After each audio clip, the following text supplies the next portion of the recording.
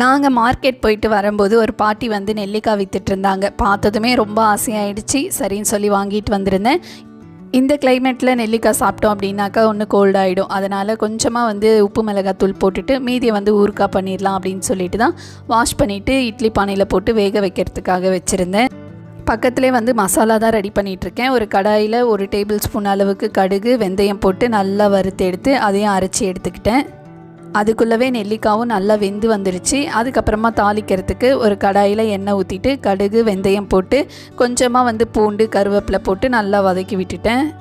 ஊறுகாய் எப்போ தாளிக்கும் போதுமே நல்லெண்ணெயில் தாளித்தோம் அப்படின்னா சூப்பராக இருக்கும். நான் வந்து நல்லெண்ணெய் இல்லாதனால சமைக்கிற எண்ணெயிலே தான் தாளித்தேன். அதுக்கப்புறம் நம்ம வேக வச்சுருக்கிற நெல்லிக்காவையும் போட்டு மஞ்சத்தூள் குழம்பு மிளகாய்த்தூள் அதுக்கப்புறம் தேவையான அளவு உப்பு நம்ம அரைச்சி வச்சுருக்கிற மசாலா 1 டேபிள் ஸ்பூன் அளவுக்கு போட்டுட்டு அதையும் நல்லா மிக்ஸ் பண்ணி விட்டுட்டு ஒரு 2 ஹவர்ஸ் கழித்து எடுத்து பார்த்தோன்னா சூப்பரான நெல்லிக்காய் ஊறுகாய்